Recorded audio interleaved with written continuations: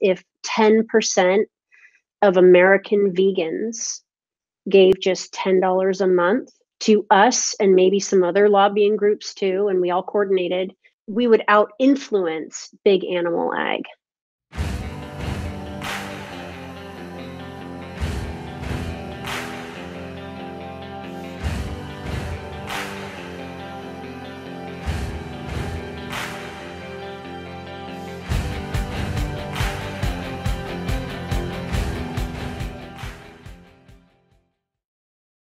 The reason I reached out to you is because I interviewed David Simon, the author of Needonomics, and he said the biggest thing we could do is have a lobbying organization to make changes at a wide scale level of state and federal governments. And when I asked him at the end of the interview, I forget if it was on air or off air, he pretty much said that's the one thing that's missing in the vegan world right now. So I posted the interview on YouTube, and someone commented in the first comments saying, check out Agriculture Fairness Alliance and your organization, and like this is already exists. So maybe you could start off by just talking about what your organization is, what you've done before, laws you passed, or the progress you're making if you're just getting started. Agriculture Fairness Alliance is a 501c4 lobbying organization. And my co founder, Connie Spence, likes to say we are the vegan movement's lobbying group in DC. Right now, we have membership that finances one lobbyist who is working full time for us right now. And we have aims to make that number 5 lobbyists by year's end. So our objective is to bring a vegan voice to U.S. farm policy. And what I mean by that is to shift incentives so that plant-based agriculture for the plant-based food market, specialty crops, so that those are incentivized and animal agriculture is disincentivized, all while providing options for farmers to transition from high environmental impact livestock production to lower environmental impact production, whether that's like hazelnuts, it all depends on their farm. But the USDA and the federal government has oodles of programs right now that provide grants and have a lot of expertise. So currently we're lobbying for something called the at-risk farmer legislation, which will help animal farmers transition to plant-based farming or green energy production, if that's more suitable for their land and interest. Purely voluntary, and the idea is to give farmers more options and opportunities to transition to doing lower impact farming. So rather than finding better ways of doing a harmful thing, which is animal agriculture, it's just let's switch them all together over to plant-based farming. And there's so much opportunity there with the rise of the plant-based food market. Absolutely. And for anyone just tuning in, pretty much my interview with David Simon is kind of the prelude to this, talking about how the true cost of, say, a Big Mac, instead of paying $5 at the cash register, it's like something like $13 because of the subsidies and all the back end costs and all the other stuff. So what you're doing is pretty much getting that money away from the animal agriculture industry into plant-based and more sustainable. And my last interview was with Paul Shapiro. He's talking about clean meat and cellular-based agriculture, where he said the federal government is giving grants to some research organizations to start building on that industry. Are you working in that realm, or mainly just with what you just talked about so far? At the moment, we're focused on at-risk farmer legislation and also responding to many of the agriculture-based climate initiatives that are coming out as the Biden administration comes into office. In terms of cellular-based meat, at some point, yes, we would be happy to lobby on that topic, but it's not on our focus right now. Definitely. And who could help you? If people listen to this, there's probably different people. Where during that interview, he said something like Bill Gates putting $50 million into a lobbying organization would be the ideal scenario, versus we're speaking to him or someone who's an angel investor, venture capitalist, that type of income level, versus everyday people? What can they do to help you, and pretty much where would that money go, and what would be the result? Yeah, thank you for asking that. We have sort of a three-pronged approach for funding. Right now, we are totally membership-based. So most of our funding for our lobbyist comes from members. The typical member is giving $11 a month regularly, like the cost of 2 cups of coffee. And we are funding him completely through that. We have just started a corporate sponsorship program, and Hungry Planet Foods out of St. Louis is our flagship first corporate sponsor, and we plan to grow that program this year. So we envision a third of our funding coming from membership, a third of it coming from corporate sponsors, and then the other third would be angel investors. So if you're an angel investor and you want to back a vegan-backed lobbying group in DC, you can contact me at laura@afa.farm. But we are approaching a few people right now. Great. Are there any benefits of donating, or not donating, but contributing financially? Where I know nonprofits, there's tax write-offs; with businesses, there's upside. Or is it mainly about Sure. just the change you're making in the world? Well, AFA is a 501c4 nonprofit. So that means that donations to AFA are not tax deductible. However, we have a sister organization that's being run by my co-founder, Connie Spence, and that's called Liberation 360. It used to be called Vegan Justice League, but we decided to change the branding, and she came up with Liberation 360, and I think it's a fabulous name because it's all interconnected. The legislation we need to push, the research we need to do, the change we need to advocate for, the information we need to educate people about. It's animals and it's humans and it's environment.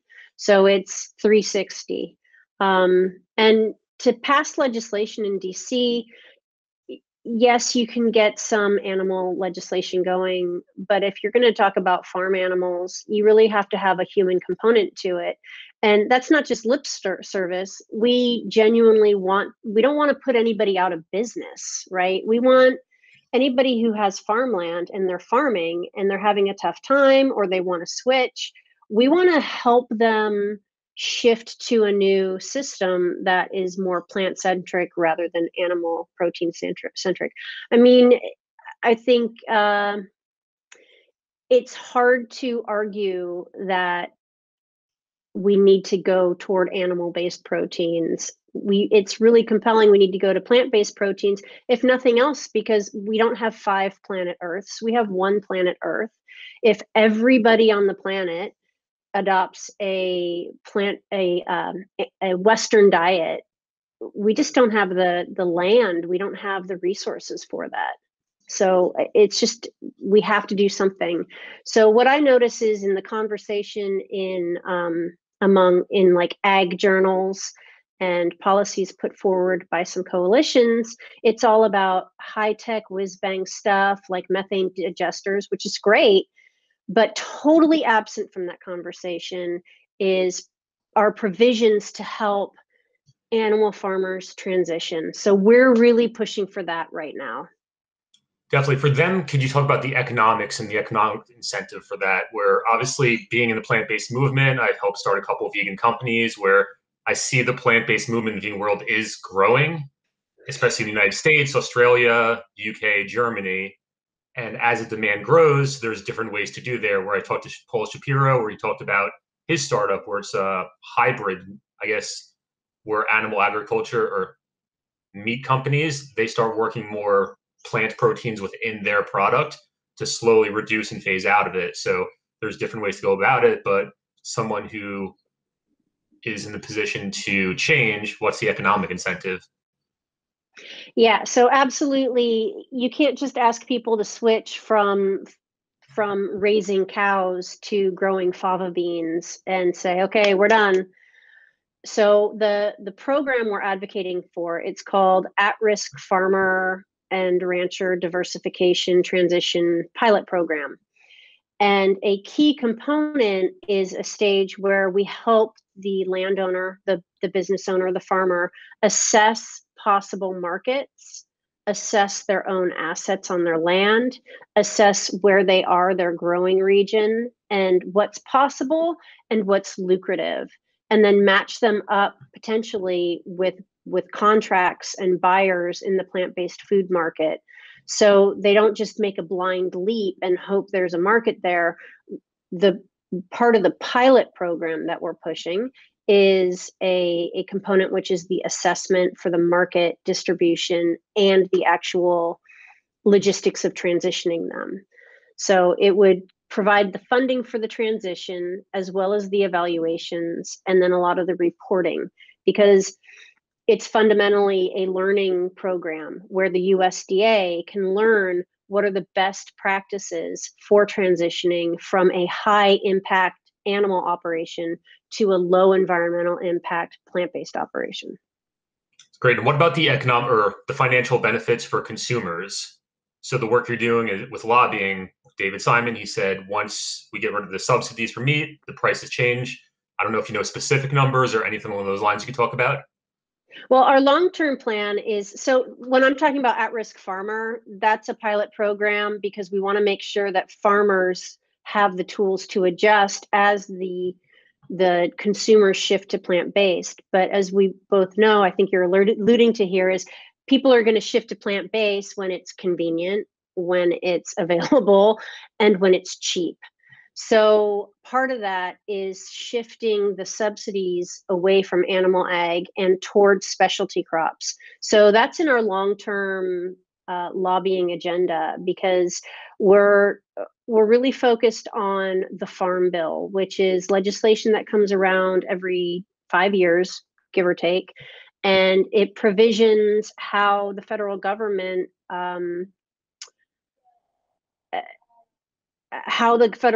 is going to manage subsidies and farm policy across the country. So a lot of these programs give money to the states to figure out what to do with, given some sense of a program. So we're very interested in lobbying for many of the suggestions that David Simon makes in his wonderful book, Meatonomics. He points to, for example, looking at the lesson of the tobacco industry and how the tobacco farmers were phased out without them losing their shirts and still being able to put food on the table. We could follow some of those lessons learned. And then furthermore, just simply subsidizing and providing more resources to anybody who's already in the specialty crops business. So in USDA, specialty crops is like fruits and veg and, almonds, peaches, peanuts, and things. And until now, the amount of subsidies going to specialty crops has paled in comparison to what goes to feed crops that are fed to animals, and then the livestock industry itself. Shelley Pingree out of Maine, she often points out that we have a My Food plate where the USDA recommends a certain amount of fruits and vegetables. But if you look at the percentage recommended on the plate compared to the percentage of subsidies going to those same products, it's not even close. It's like half is the recommendation of fruits and veg on your plate, and less than 2% are going to fruits and veg in terms of subsidies. So we really would advocate for shifting those subsidies toward high nutrition, plant-based ingredients that will go into the plant-based food market as it emerges. And what that will do for consumers, per your original question, is it'll bring down the cost. Pure and simple. If the input costs are less, then the cost they pay at the register is going to be less. Absolutely. And is there anything that taking a step back, where you look at the lobbying world as a whole, where there's state governments, local governments, federal governments, from the outside, it looks like with your organization, the best way someone like me could support it is make the financial contribution, and then the lobbyists that you have in Washington do the work. So right. Outside of that, what, I guess, opportunities are there inside of the lobbying world for vegans, whether someone, maybe they focus just on Colorado, or if there's other areas that are not really being taken care of yet and that you don't plan to with your organization. Right. So there are lots of levels of the government where we can lobby and have our voice heard. We at Agriculture Fairness Alliance are focused on DC. So if you want to make sure that our voice is heard loud and clear, $10 a month at afa.farm/join. If you want to focus on your state level, look for organizations that are already lobbying. So I'll give you a couple examples. In California, Social Compassion in Legislation with Judy Mancuso, they're doing amazing work in Sacramento. I cannot applaud them highly enough. The work Judy's doing is just absolutely amazing. And per her point, as California goes, so does the nation. So often the legislation they get passed in California strategically de facto permeates to the rest of the country. For example, a animal-free or a cruelty-free cosmetics law. Well, if you're a cosmetics maker and you want to sell in California, you're going to make your whole line cruelty-free, right? So that's an example. Also in New York State, there is Voters for Animal Rights. Ali Feldman Taylor heads that up, and they're doing amazing work in New York. Focused more in New York City, but also at the state level. They're both organizations that I would say get involved in if you live in either of those states, and then look in your own state to see if there's a lobbying organization to support. Furthermore, you can get active at your local town council and your local level. I would highly recommend you go to some of the meetings. Right now, they're probably virtual, but you go to these meetings and listen, ask questions, try to find out what issues the local councils are grappling with, and see if you can come up with nudging them one way or another. So I would say uncover before prescribing. Don't just go in with, hey, we need to do XYZ. Go and get to know them. Go and see what the big issues are that the local council people care about, and start to hone your strategy there. And there are all sorts of things you could focus on. For example, take a look at local property tax law. If property tax law is such that when you have a cow on an acre, you get 1/10 the assessment, well, maybe that's something to ask for. Like, hey, if people rewild their land, can they have at least as good a property tax rate as somebody who sticks a few cows on their land? That would be an example. Of course, that's more of a rural area. If in the city, you'll obviously have different issues. So you can get involved at all of those levels. It's interesting you mentioned that because my parents live in North Carolina and they have about 26 acres, and they actually, not for meat production purposes, but they have 6 chickens as well as like 5 dogs, mini horse, and a lot of cats. And I just remember, and they were talking about a couple of years ago, because of their setup, they're able to get, I guess, tax deductions for some reason because of that. So it's interesting you mentioned that there's different unique things at different levels. And I guess anyone listening to me with this is, if you make a change like that, it'd be great to hear about it, to spread the word and inspire other people to do the same. Yeah, for sure. I would say start with making it as cheap to rewild land as it is for the existing tax base. I think if you go in trying to raise people's taxes for things they're already doing, you're going to have a tough time. Absolutely. Tell someone to raise taxes and it's not going to happen. Right. Or call Yeah. it something different. Do you work mostly, you said, with the USDA, possibly FDA? Do you with politicians? Is that the sphere you go in as well, or is that a different side of things? Right now, we're really focused on legislation. I mean, we just got started last year, mainly growing our membership base and hiring a lobbyist. This is our second lobbyist, but the first one, we kind of outgrew him. And he said, you know what, you need to get someone else. So we hired someone else, and we just have one lobbyist. So you don't want to, as my partner says, boil the ocean. You want to pick a few things to focus on and just get them done. So we're really focused on this at-risk farmer legislation. So that entails working with legislators in the House and in the Senate. But eventually, as we increase our lobbying footprint, that'll include lobbying USDA and the executive office and the agencies. That's kind of unavoidable. And in fact, a lot of the policies we want to push forward don't require legislation. They could just be they could come down to speaking with people in the right agencies at USDA or others to make sure that our wishes are heard and implemented, because there's a lot that goes on in the translation from legislative language to actual rulemaking that people have to follow. So you can influence it there too. It's amazing. I'm not sure if this is something you want to talk about, where I guess the lobbyists for the meat industry, they went in, and my vision, my mind based on stereotypes is they go in, they make large campaign contributions to get senators elected, and so they vote in their favor.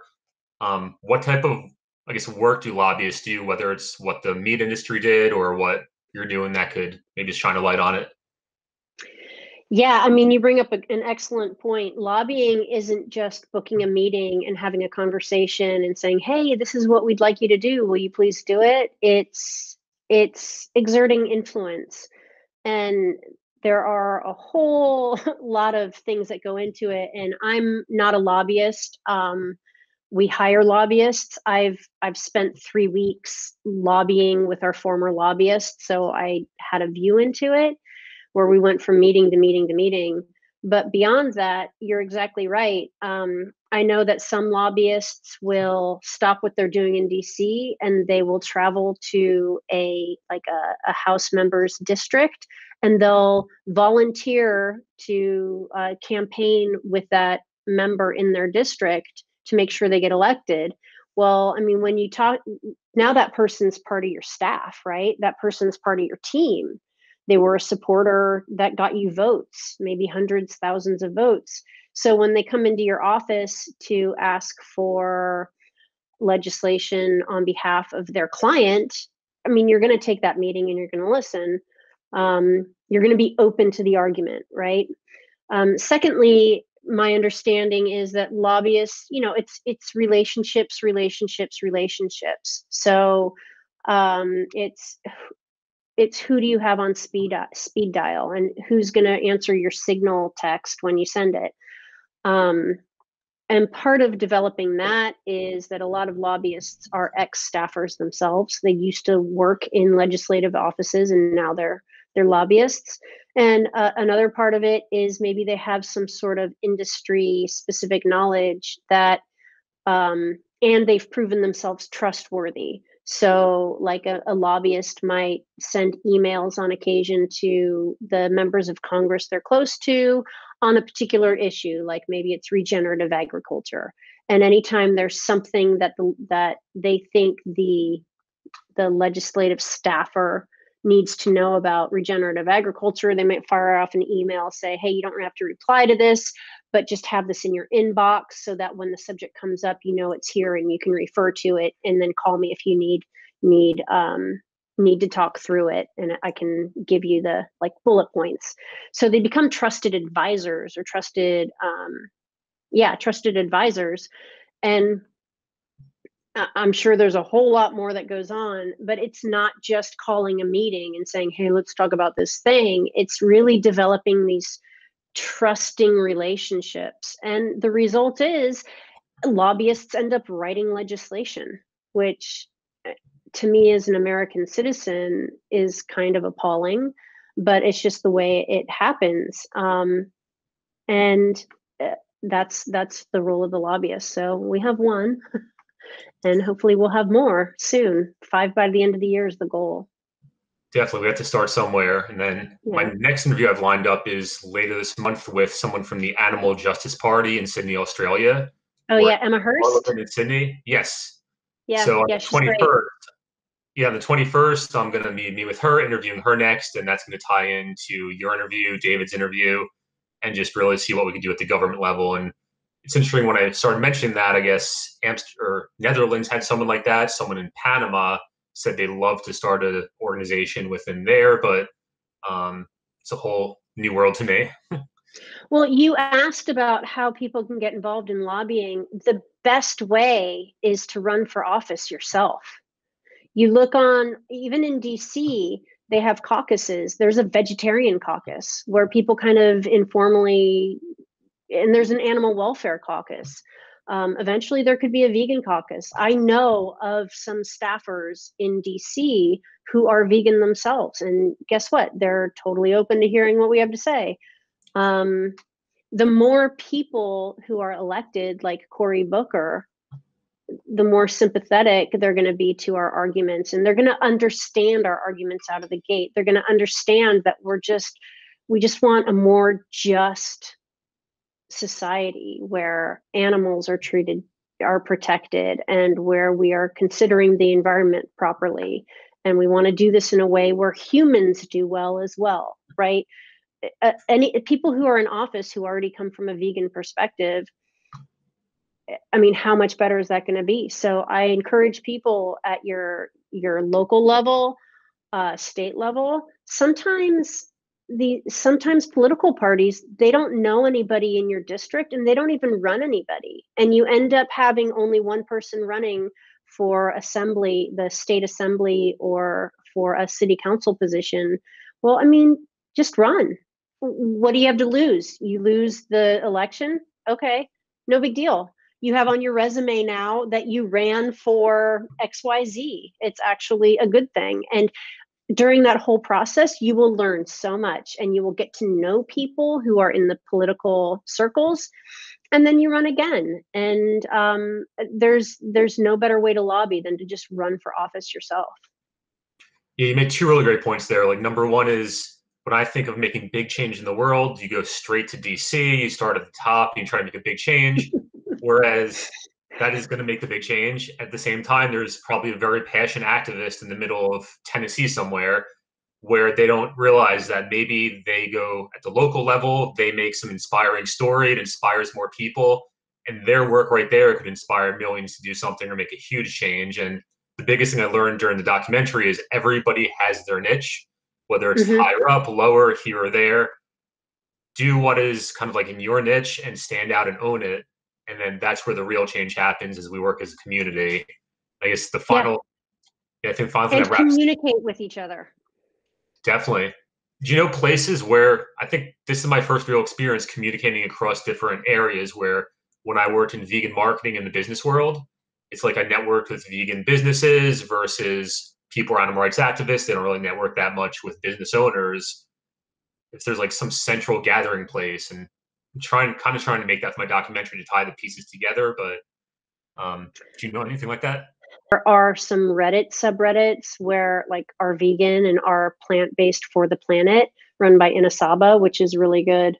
Other than that, it's just traditional networking. For example, Emma Hurst, she reached out to us to ask us about our dairy industry, because in New South Wales they had a panel coming up, or a investigation into what they should do for dairy policy for a sustainable dairy industry. So we submitted a 5-page paper explaining how dairy subsidies work in the US and our recommendations for what good dairy policy is, and submitted it to the New South Wales Parliament, and they entered it into evidence. And it's the thing that's really neat is that they can use information that has been entered into evidence through their investigation, but once it's closed, they can't introduce new. I don't think, maybe they have some process for it. So we got our whole argument into, like, you don't want to subsidize this industry. You want to give them transitions and ways out because of XYZ. So in terms of connecting, I just felt like that was a really great collaboration. And now I know some of the folks on her team, and we're going to be meeting every 3 months just to touch base and sync up what's working, what's not, what are we lobbying for. That's amazing how small and connected the world is, where I schedule one interview here across the world and you're already connected to them. I Yeah. guess before we wrap things up, is there any final things you want to talk about, whether it's what your organization needs or anything? Any other Uh, topic? Yeah, I mean, if I'm going to make a plea to your audience, sign up as a member of the of Agriculture Fairness Alliance, because our lobbying power comes straight from donors. And when people give $10 a month, 100% of that goes to lobbying. It doesn't fund me or anybody. Um, so I would say go to afa.farm/join or agriculturefairnessalliance.org and join. And then also follow us on social media and share our stories and the data we put out with like-minded folks, because I know we're just scratching the surface in terms of tapping into the vegan activist circles. One of the things I like to say is if 10% of American vegans gave just $10 a month to us and maybe some other lobbying groups too, and we all coordinated, we would out influence big animal ag.